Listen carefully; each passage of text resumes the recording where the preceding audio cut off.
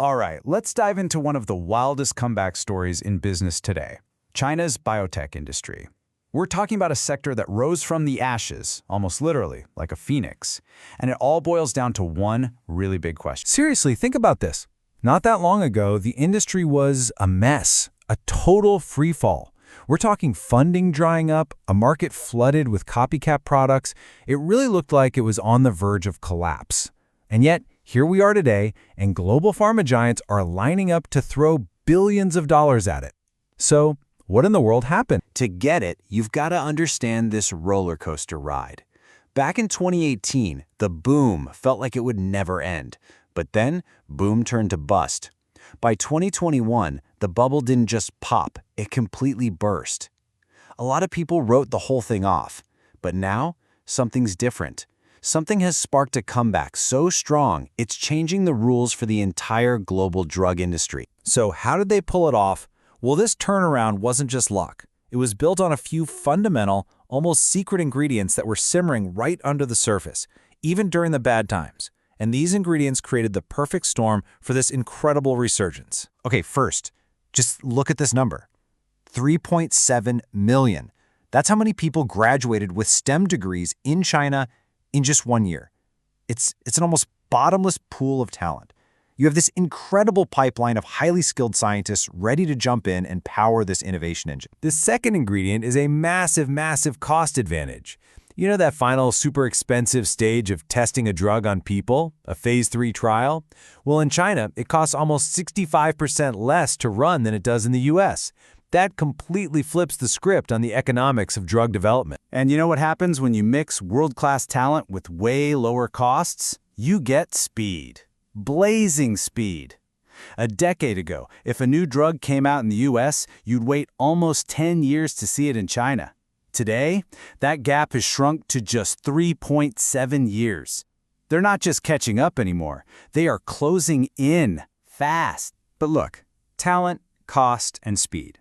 They don't mean much without the right game plan. And this is where the real genius comes in.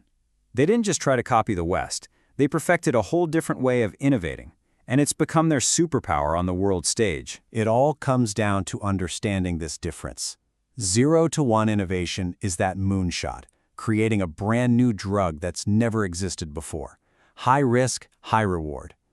But 1 to N innovation, that's the art of taking something that already exists and making it better, or faster, or cheaper. It's about smart, rapid improvement, not just blind copying. And this quote from Morgan Stanley just nails it. For a company in the West, spending a fortune to make a slightly better drug might not make financial sense. The risk is too high. But in China, with their lower costs and faster trials, that same follow-on drug suddenly becomes a fantastic, highly profitable opportunity. And if you want proof that this whole strategy is working, well, just follow the money. The global drug industry is voting with their checkbooks, and the numbers are just staggering. Just look at this. This is the value of out-licensing deals, where a Chinese company develops a drug and then a global giant pays them billions to sell it overseas. After being pretty quiet, the value of these deals just exploded. We're talking over $50 billion in the last year alone. It's a vertical climb. And we're not talking about small potatoes here. These are monster, multi-billion-dollar handshakes. Gene Quantum signed a deal worth up to $13 billion. Pfizer and Calera are writing checks for over $6 billion.